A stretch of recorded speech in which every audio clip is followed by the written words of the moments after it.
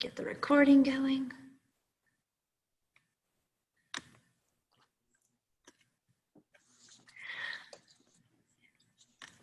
And please, welcome everyone. So we are on a Zoom platform tonight and we're super excited to have you all here because we found out that we have spanned from Alaska all the way to Connecticut, up and down from Wisconsin to Texas. So we're so excited to have everyone here tonight. We're going to be using the Zoom platform. If you will, please use the chat box in order to discuss, ask any questions, if you have any issues or any comments. I'll put those all in the chat box. And you'll find that if you're not familiar with Zoom, it possibly is at the bottom of your screen, or you may be seeing you are viewing Tracy Adkins' screen in a green box, and you may need to move your mouse up towards that, and then a drop down will come and you'll see chat. So you can have that open. You can minimize those. Sometimes they do get in the way tonight. So welcome to Teaching Tolerance and Promoting Empathy. We are so excited to have Tracy Adkins here tonight to talk with you. She is currently a second grade teacher in Madison, Alabama at Horizon Elementary, but she has taught pre-K through sixth grade. So she's very familiar with all of the elementary grade levels. She is a passionate teacher. She's also a mom, a pastor's wife, which we know can be a big job in itself, in addition to our teaching duties. So Tracy, I'm going to go ahead and turn it over to you for tonight's session. Okay, hello everyone. I'm excited to share with you tonight, and this is my first experience with doing my webinars where you can see me, so I'm feeling a little bit different about that tonight, but I'm so glad to see you. As Melissa said, I am a second grade teacher.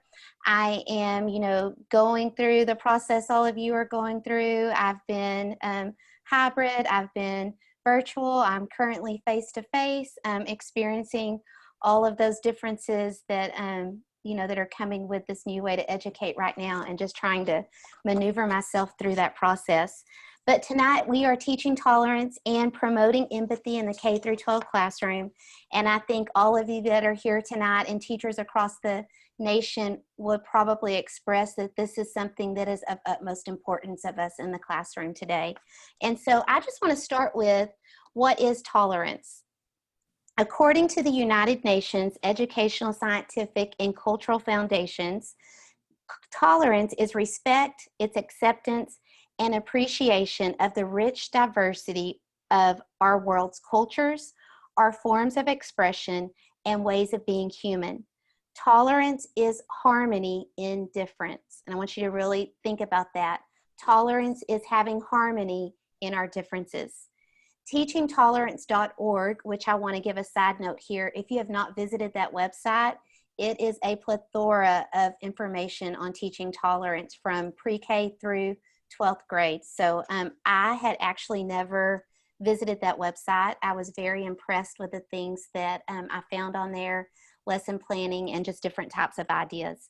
But teachingtolerance.org says it is a way of thinking and feeling, but most importantly of acting, that gives us peace in our individuality, respect for those unlike us, the wisdom to discern humane values, and the courage to act upon them. So as I read that, a lot of that resonates with myself. And even though I teach second grade and they're little, we're having to learn how to have tolerance for one another, especially right now. Most of my students have been used to being home in a classroom in their comfy little shelter, and they haven't really had to have a lot of socialization. So we're having to learn those new ways of being tolerant of one another. So tonight I just want to ask yourself, what can you do to teach tolerance, and what can you do to promote empathy in your classroom? So the first thing that I would suggest is consider your classroom walls. Take a look around your classroom. What do you have up inside your classroom? Do you have things that every student in your classroom can see themselves in? I will say that I have not always thought about this. I haven't always thought about the colors inside my classroom, the different disabilities inside my classroom, even boy versus girl. I've noticed that a lot of books are very girl driven, and there's a lot of pictures of girls in books, and it makes me, I'm a boy mom, so that makes me really sad for the boys because they're not seeing themselves all of the time. So you need to really take a look in your classroom and see, what do you have up? Is it something that's going to promote tolerance within your classroom? Is it something that your students are going to say, hey, you know, I relate to that? I would also suggest acknowledge student and teacher emotions. This week within our classroom, we've been talking about emotions, and especially talking about when we get mad. You know, our students need to know that it's okay to feel emotions. It's just what we do with those emotions. They need to know that us as teachers, we're not perfect, and we have those same emotions, and maybe give them examples of things that you feel like that you can share with them where your emotions maybe ran high and you had to make the right choice to choose the right way to respond to that. I think also we need to explain terms and concepts that are related to current events. You know, talk to your class, your students, about things that are going on in the world. I know that through the COVID and the things that we've had with COVID, I've had parents share with me things about they thought that their child didn't understand what was going on, and their child came to them with worries that they had. And it was just based upon things that they had heard on the news or things that they had heard their family discussing. And you want your students to be able to know that they can ask you questions. You also want them to know that maybe sometimes you don't have the answer, and there's things that you can, you know, research together to find out what is going on in the world and maybe why certain feelings are the way that they are. I think also we have to foster about empathy. I think we have to remember what empathy is, and remember that we have to put ourselves in other people's shoes, and we have to be able to feel what they are feeling. Number 5 is we have to lead by example. And I'll be talking about some ways to just lead by example when you're teaching tolerance and promoting empathy. So in considering your classroom walls, I already talked a little bit about that, but also I want to encourage you, you see in the background here some quotes and some pictures. This is something I try to do every year in my classroom. I have about 150 different quotes that I have the students look through, and I want them to pick something that means something to them. And then I want them to spend time thinking about how to illustrate that and put it up inside the classroom. Once we've done this project in the class, the students are wonderful about being able to find quotes that mean something to them. They are wanting to Google different quotes, and then they're wanting to come up with their own quotes that mean something to them. And my school is a Leader in Me school, so we actually have quotes all over our school. So we have quotes that are by people that we don't know, and quotes that are by students that are right there in the school. So I think that's really important. And then, you know, talk to your student. What does that mean to you? Why do you want to illustrate that? Why do you want to share that? Why is it important to you? I think also, as I said before, it's important to make sure you're including those different cultures. I do a study on China, and it's amazing how the students get so excited about learning about another country and things that they have no idea that even exist. So, you know, just remember that those are types of things that a lot of students never get to experience, and they may only get to experience that in your classroom. I encourage you to brainstorm ideas with your class. What are things that they want to know? What are things that they want up on the walls? What to them makes a happy classroom? And that's kind of the words that I use with my students. You know, what do you think would make our classroom happy? What could we put up on the walls that make us feel good? I try to also just say to them, you know, your room at home, you probably have things up in your room that mean something to you. And we want to have those same kinds of things up in our classroom. Now, of course, those of you that teach older students, yes, there is a limit and there is a boundary on the way that you would, you know, have certain things in your classroom. And, you know, that's where you can talk about tolerance and just being able to decipher if that's something that would be positive or if it would not be positive. I would also encourage you to just have those students take ownership, as I already discussed. Make sure that they know that what's going to go up is going to mean something to them, and that they can have a say in what you're going to put up inside your classroom. let's talk now about just acknowledging student and teacher emotions. You'll see here up on the screen something called the circle of control. This is something that I use in my classroom. We talk a lot about this with teaching second grade. It's something we have to talk a lot about. We talk about what we can control and what we cannot control.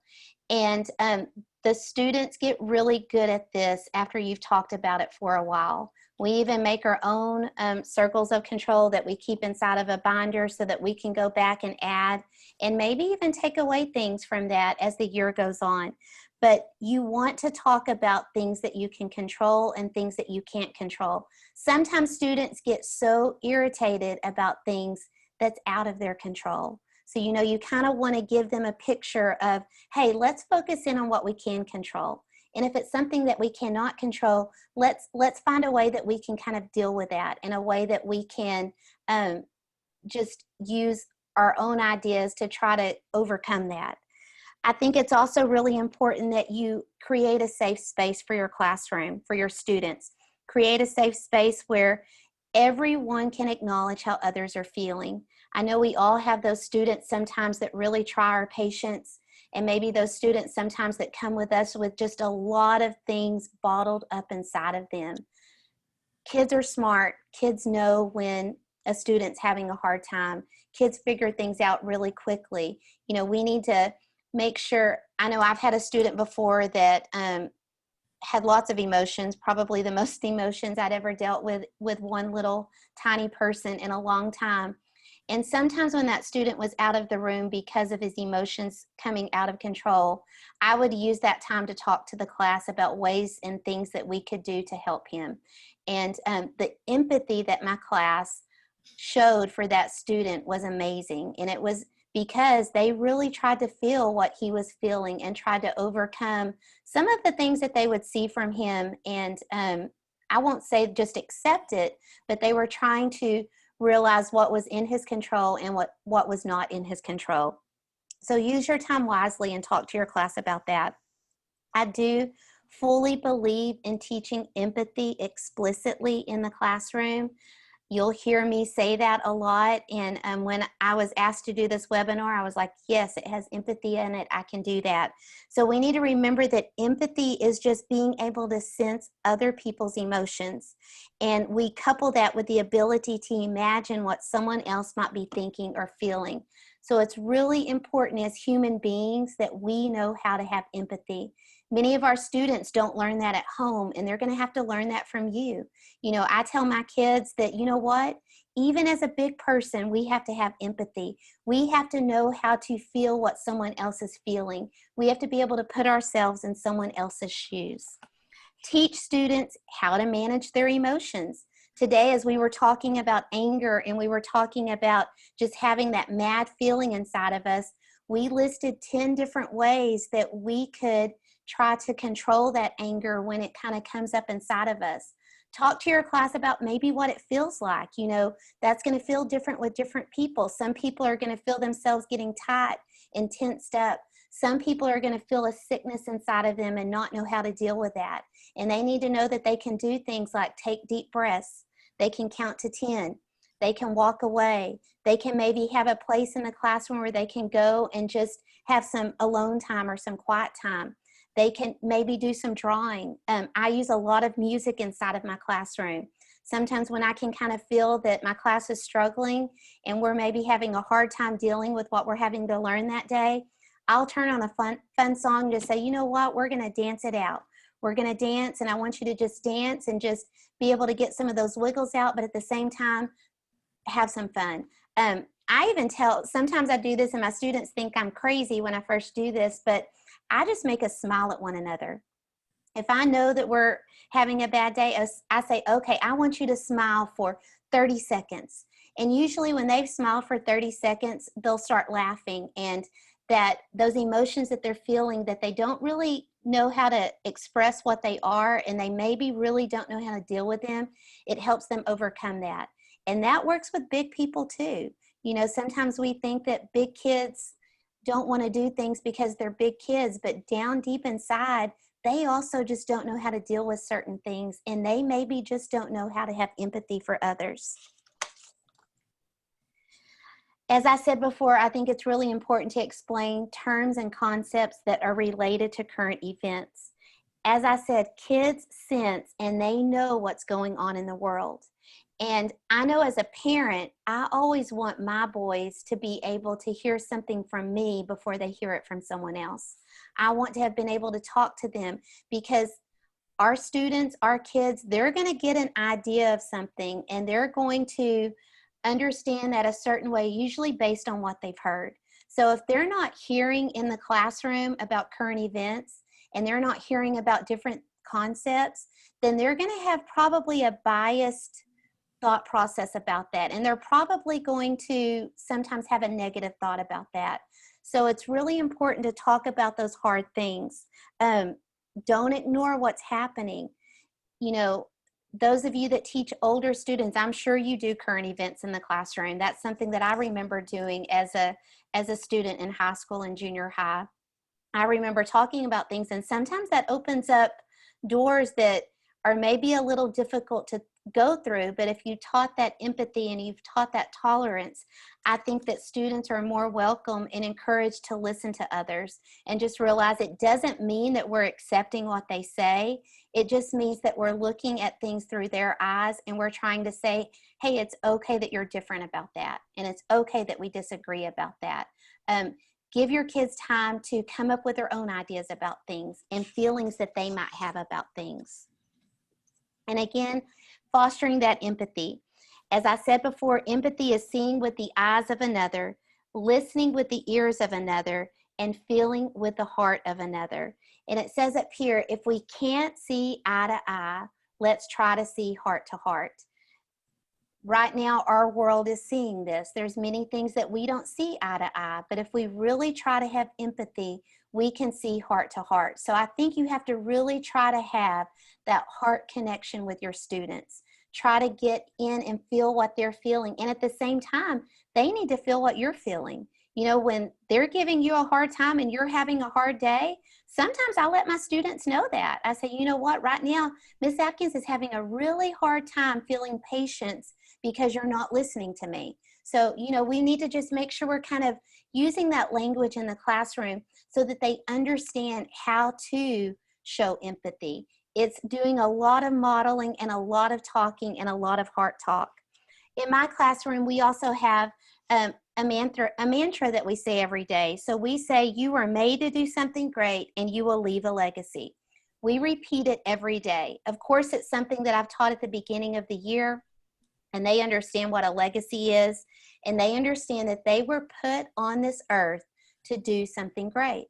And they understand that it is up to them the kind of legacy that they leave. And I try to explain that with second graders, just saying, legacy is your footprints. It's what you're leaving behind. So every single day you make a choice. Are you going to leave good footprints that make you proud? Or are you going to leave footprints that make you uncomfortable with yourself and make you kind of sad about the things that you did that day? So it's really important to maybe come up with that within your classroom. You that teach older students, that's something that you can work on together. My families even know that, you know, that's what I'm teaching in my classroom. And so they try to encourage that kind of language with their students and with their kids as well. Something else I do with discussing empathy is I talk about bucket filling. So this is just where we are pretending that everyone in the classroom has a bucket, and we call that our heart. And that bucket can either be filled up or that bucket can be emptied out. And so there's several books that talk about bucket filling. There's one in particular that I use a lot, Have You Filled a Bucket Today? And it just kind of goes through the process of discussing how to fill other people's bucket. Also kind of goes into the topic of those students that are bullies, those students that are not really responding the right way. It's usually because their bucket has been emptied out and they're needing their bucket to be filled up. So that is something that I would encourage as a staff at our school. We also do this where we are trying to fill up each other's buckets. We're just trying to encourage with one another and try to fill each other up, because you know, when a student feels good about themselves, they are much more likely to perform the very best they can for you. Something else I try to talk with my class about is a wrinkled heart. So we talk about our heart and it being wrinkled up, and that it's really hard to fix a wrinkled heart. And that's why we have to think about it before we speak. So, we have a big heart, I wrinkle it up, and we talk about things that might be inside that heart that make our heart wrinkled and make our heart feel bad. And that, before you speak something, think about it. Is it going to hurt someone, or is it going to make them feel good? And that's another thing that I talk about a lot, is just what you're speaking. Is it going to make someone feel good? Are they going to feel good about themselves? If they're not, you should not say it. You should just keep your lips zipped. So here are some empathy books that I encourage. Would be with elementary.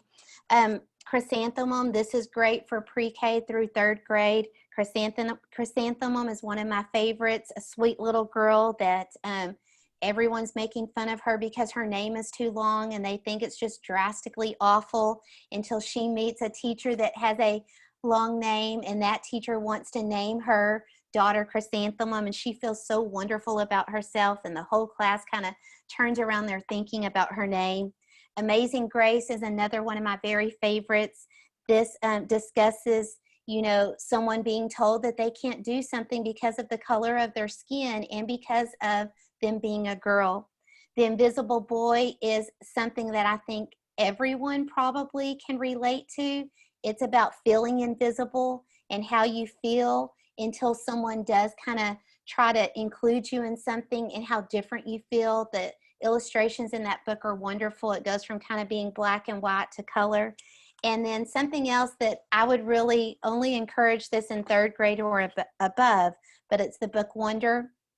I did this when I taught third grade with my students, and the amount of empathy that my students found with reading this book and then being able to watch the movie was amazing. Boys and girls crying at certain parts in the story because they just related so closely to Augie inside the story. And many students hadn't been,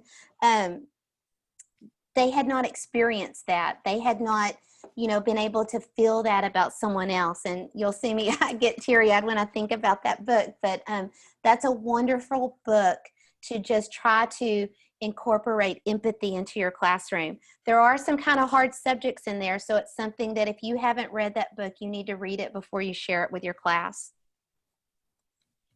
Some empathy books for middle school and high school readers. I have Mockingbird. This is a book that teaches how to have empathy. Caitlin has Asperger's syndrome. Her father becomes withdrawn and depressed. Caitlin has to learn how to have empathy for her father while she's also going through something herself. So she is having to develop empathy in the book, develop empathy for someone who she probably shouldn't be having to develop empathy for because it's a grown-up and she's the child, but she's having to develop empathy for him. And through the book, they heal together. Counting by Sevens. Willow is a genius who finds comfort in counting by sevens. Her parents are killed in an accident, and she has to learn how to navigate the world without them. Boy 21. This is a story about three teenagers whose lives are brought together through basketball. Finley and his girlfriend Erin use basketball to escape their racially segregated, mafia-ruled neighborhood and their daily hardships that they have to incur. The basketball coach asks Finley to watch after a boy named Russ, who is a former basketball prodigy, and empathy is developed through that relationship. A List of Cages by Robin Rowe. This tells the story of two high school boys, Adam, who's a popular kid, a senior, and Julian, a quiet freshman who's an outcast. When Adam becomes an aide to the school psychologist, he finds out that there's one of the students, Julian, and they actually have a past relationship where that was his former foster brother. So that book really talks about empathy and also the power of friendship and how it can change someone's life. Something else I encourage is just leading by example. The reality is that the only way change comes is when you lead by example. You are leading a classroom full of impressionable students. Every single day, you have a platform. You have an opportunity to pour in, or you have an opportunity to take away from those students. So we have to remember that we are leading by example every single day, and students need positive role models. They need to see that within their teachers. So what you say and what you do every day matters. I have to tell myself sometimes, Tracy, this is a time to keep your mouth closed. Don't tell what you're feeling right now. You know, this is a time to show that patience, to show that empathy. But remember to be the leader that you want your students to be. Kids can see through. They know when we're being fake. They know when we don't really mean it. So let them see you modeling and walking out what you're trying to teach to them. When they watch you do that, they're going to want to be like you. They're going to want to set that good example, and they're going to want to lead in the right way. Here's some books that for elementary classrooms that are great about teaching tolerance, and that is Amazing Grace. Again, I already mentioned that. The Other Side, The Name Jar, Malala's Magic Pencil, The Sandwich Shop, We're All Wonders, which that is a book that kind of takes that wonder book and puts it on a little bit of a lower level for those younger elementary students. Under the Lemon Moon, and Clancy. And as I share these books, I do want to share this quote with you by Robert Greene Ingersoll. Tolerance is giving to every other human being every right that you claim for yourself. So that really touches me. I have to remember that when I give tolerance, it's the same right that I want for myself. I want my beliefs and what I share and what I feel in my heart, I want others to be able to tolerate that. So we have to remember that tolerance is just giving to every other person the right that you want for yourself. Here are some tolerance books for middle school and high school readers. And we have Never Caught, the story of Ona Judge. And this is the story of Ona Judge, George and Martha Washington's runaway slave, who risked everything for a better life. Also, the book Out of My Mind, and the book Freak the Mighty. And Freak the Mighty is about two boys, a slow learner stuck in the body of a teenage giant, and a tiny Einstein that's in leg braces. They forge a unique friendship when they pair up to create one formidable human force. It's a wonderful story of triumph over imperfection, shame, and loss. And then Dear Martin by Justice McAllister. That is another great read for promoting tolerance within the classroom. Justice McAllister attends an exclusive private school with mostly white students. He's on the debate team. He has some of the best grades in his class, and he's certain that he's headed to Yale. Then one night his life changes and puts him on a path that has him questioning why things happen and what he can do to change them. So I think that's a really great read for those of you that are in the upper grades that can really kind of go through those emotions and those feelings with your readers. I do want to end with another quote by Helen Keller. The highest result of education is tolerance. And so we have to remember that. These students that we are pouring into, we are trying to teach them tolerance on a daily basis. And they are going to be adults very soon, the ones not ruling our, but the ones leading our world, the ones that are in positions that can make a difference. And we want to make sure that they know what tolerance is and they know what empathy is, so that they can make that be something that spills into the others that they get to lead. So I want to thank you for joining me tonight, and I encourage you, try something different. Try something in your classroom that maybe you haven't tried before. Encourage that talk about tolerance and empathy, and maybe just start with explaining to your class what those things are. So thank you for joining us. Thank you, everyone. Tracy, that was fabulous. We did have a request for the book list. So I was wondering if possibly those of you who want a copy of those books, if you could do a screenshot, I could ask Tracy could go back and show those particular slides. If not, this session is being recorded. So in a couple days, you'll get a link to the session and you can come back to that. And I can try to get a book list sent out to your emails that you listed when you registered also. So thank you again, Tracy. This is so important, especially in this time, but really always. Humans want to be appreciated and valued. And so I really appreciate you doing this for us and just reminding us how important we are to our students in teaching tolerance and empathy. We do have a evaluation form. I would like to just put the link in the chat box for everyone. So if you will click that link, you should get access to an evaluation form and just let us know how we can improve. And we're always trying to get better. Any comments? If you have any questions for Tracy, please put that in the chat.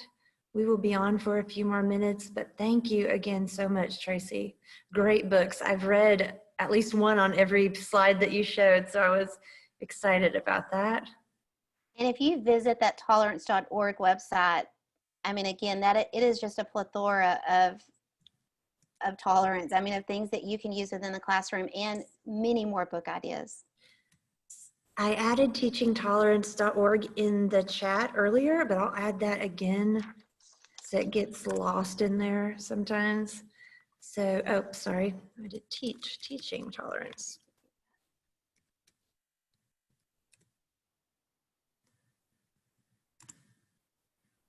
There, teaching tolerance.